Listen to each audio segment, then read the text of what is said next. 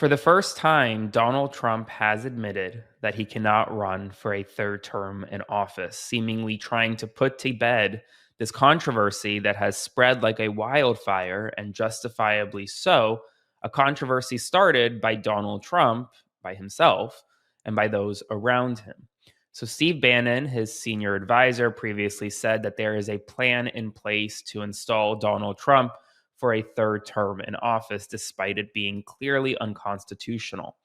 Then Donald Trump refused to rule it out, even suggesting that there could be a scenario where he ran as a vice president only to then be installed as president again, an unconstitutional scenario. And well, now this morning he woke up and while on his East Asia tour, admitted that he cannot run for a third term, saying that it's, quote, pretty clear, referring to the 22nd Amendment of the United States Constitution, calling it, quote, too bad, and saying that there are, quote, a lot of great people who could step forward. Now, here's the thing, this comes after Mike Johnson confirmed that there was no legal path for Donald Trump to seek a third term. And then Trump and Johnson spoke to each other behind the scenes. And now Trump is taking a different tune publicly. Now, he is using his words carefully. He said that there is no way he could run for a third term. Serving a third term may be different. And he has been known in the past to walk back on his prior statements.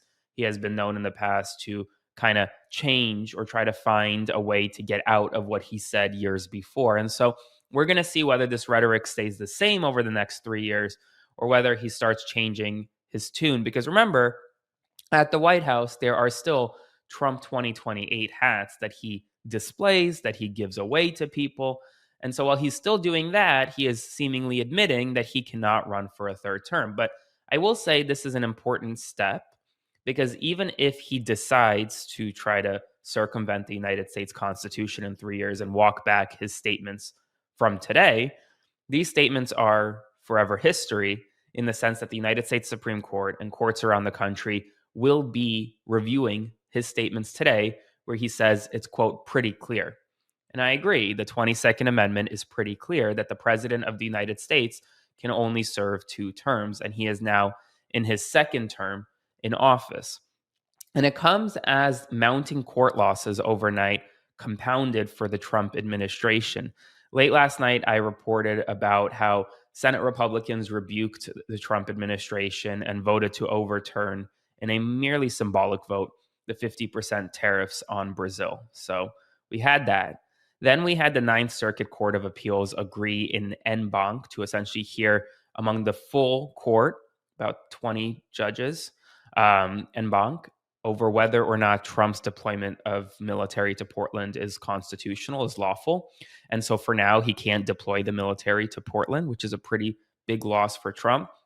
And then there was another court loss for Trump as a federal judge in California issued a preliminary injunction extending the block on Trump's ability to fire federal employees during the government shutdown. And then there was another court loss for the Trump administration as Bill Asaley, who's the acting U.S. attorney for the Central District of California, he was deemed disqualified from overseeing criminal cases, disqualified to be acting U.S. attorney because he was improperly appointed by the Trump administration. So loss after loss after loss.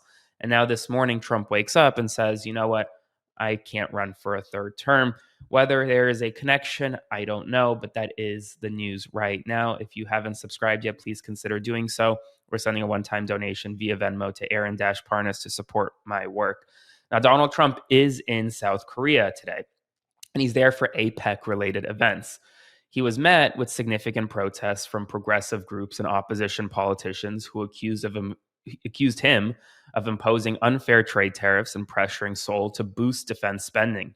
Demonstrators chanted anti-APEC and anti-Trump slogans. They had big signs saying no Trump. There were also a lot of anti-China protests right now in South Korea. Overnight, Donald Trump did dismiss all 6 members of the United States Commission of Fine Arts.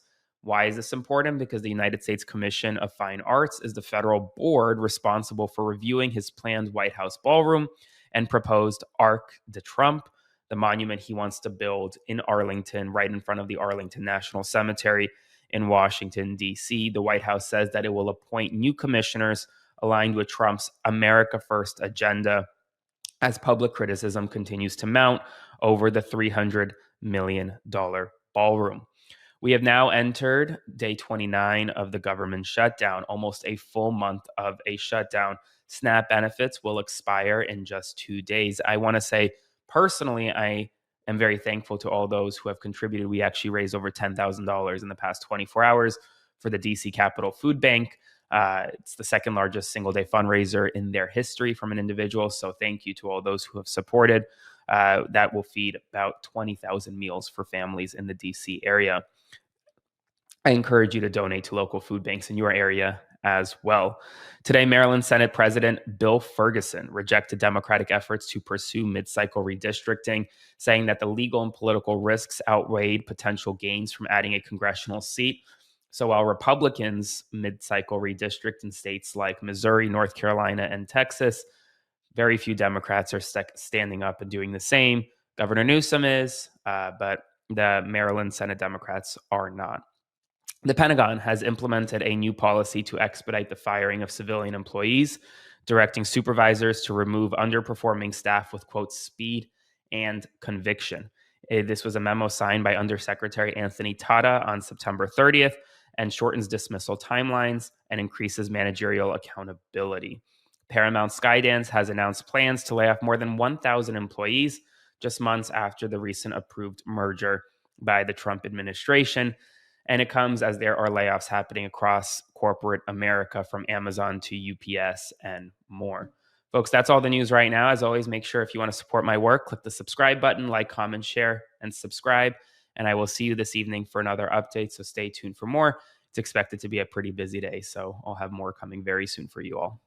Hey folks, Aaron Parnas here. Thank you so much for watching The Parnas Perspective. Please consider subscribing to support our work as we grow this independent news media entity into something that rivals mainstream every single day. Thanks so much, and I'll see you soon.